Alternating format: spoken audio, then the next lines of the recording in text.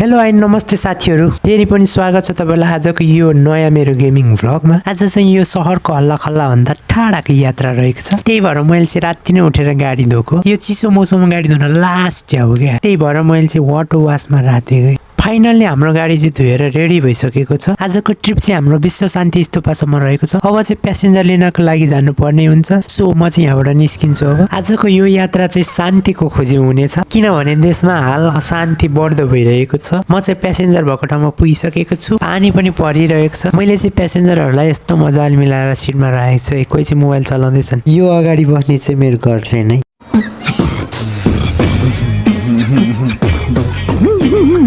म चाहिँ यहाँबाट निस्किसकेको छु। पानी पनि मस्त परिरहेको छ। मौसम पनि चिसो चिसो छ। यस्तो पानी परेको बेलामा घरमा सुतेर बस्न पाए त कति मजा हुन्थ्यो। तर के गर्नु, सेवा नगरी मेवा मिल्दैन भन्थे। यस्तै भएको छ मेरो जीवनमा पनि। सो गाइस, बसी बसी पैसा कमाउने कुनै काम छ भने सो भनिदिनु होला है।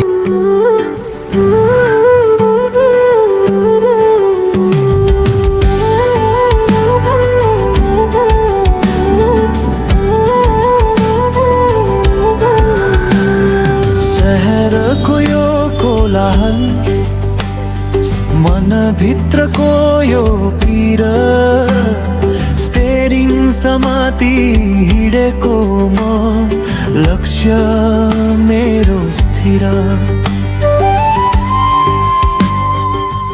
फेरि यतातिर चाहिँ आन्दोलन चलिरहेको रहेछ। के रहेछ भनेर गाडी रोक्यो। के भन्छ बुझे त मरिजाउँ।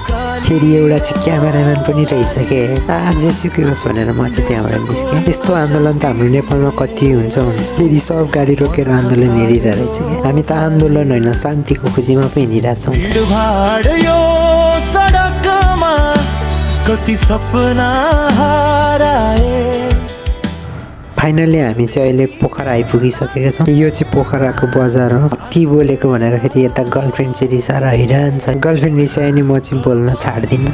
अहिले चाहिँ म यो कालो बाटोमा पुगिसकेको छु। पानी पनि परिरहेछ। बाटो चाहिँ पुरै खाल्डाखुल्डी छ गाइस। हिमाल पनि कति राम्रो देखिरहेछ। ठाउँ चाहिँ कति सुन्दर। तर बाटो चाहिँ किन यो खाल्डाङ र कुल्डुङ भएको, यो मुसाले खाए जस्तो छ त गाइस। यो ठाउँमा बिरालो चाहिँ कहिले आउँछ होला क्या, बाघ बनेर क्या। यस्तो बाटो खाल्डाखुल्डी पुर्नको लागि त चाहियो। यहाँ मात्रै होइन, सम्पूर्ण नेपाल अधिराज्यभरिमा चाहिँ यस्तो मान्छे चाहियो कि जुन यो बाटो घाटो यस्तो मजा आउनु पर्यो क्या। फिलिलिल कुद्ने हाले चाहियो क्या गाइस। यो उकालोमा त पानी ट्याङ्करले समेत टप्दियो। पानी ट्याङ्करलाई त टप्न दिनुहुन्न, फेरि मेरो गाडीको त बेइज्जतै हुन्छ। म चाहिँ अहिले यस्तो दामी ठाउँमा आइसकेको छु। अब यस्तो सुन्दर दृश्य त रोकेर एकचोटि हेर्नै पर्यो। गर्लफ्रेन्डको मुड पनि त अन गराउनु पर्यो। एकचोटि मेरो गर्लफ्रेन्डको नि शक्ति हेर्नुहोस् है त, कस्तो पावरफुल छ। देख्नुभयो होला नि मेरो गर्लफ्रेन्डको पावर। चान्सिने चाहिँ छैन है। यतिको पावर देखाएपछि जोस चाहिँ बढेको छ।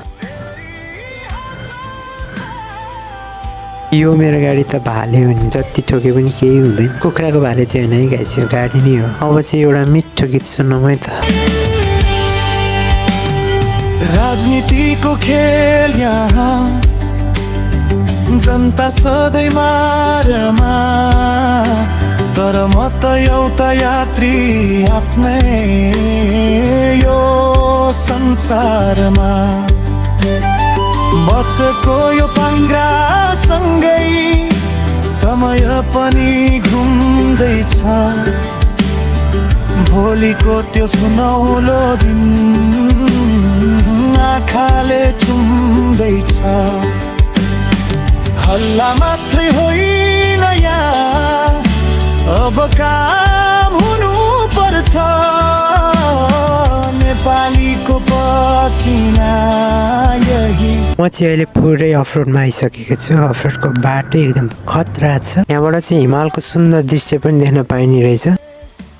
यो सुन्दर दृश्यलाई कैद गरेर म चाहिँ यहाँबाट निस्किन्छु। अब पानी परेर होला, बाटो चाहिँ एकदम चिप्लो छ है।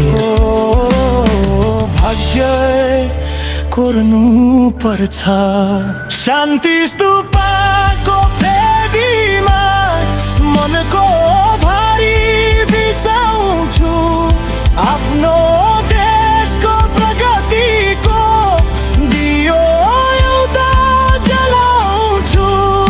बुद्धको यो धरतीमा अशान्ति सबै हराओस्।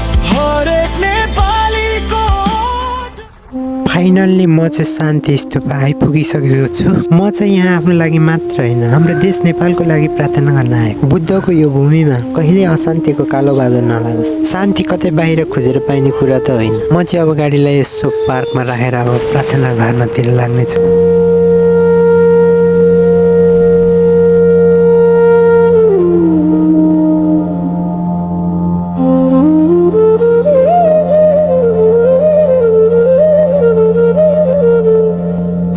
भगवान मेरो नेपाललाई अब त सुध्रिने बाटो देखाइदिनुहोस्। नेताहरूमा सद्बुद्धि आओस् र युवाहरूले आफ्नै माटोमा पसिना बगाउने वातावरण बनोस् है। अब चाहिँ गर्लफ्रेन्ड पनि खुसी छिन्। अब चाहिँ हामी यहाँबाट फर्किन्छौँ।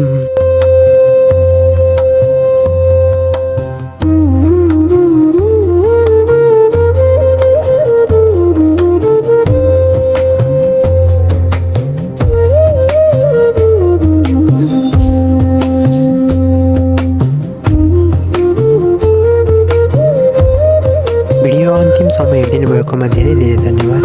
आजको यो यात्रा कस्तो लाग्यो हजुरलाई कृपया कमेन्ट गरिदिनु होला। अनि लाइक सेयर एन्ड सब्सक्राइब पनि गर्न नबिर्सनु है। अब अर्को भिडियोमा फेरि भेट्नेछौँ। आजलाई यति नै, टाटा बाई बाई, जय नेपाल।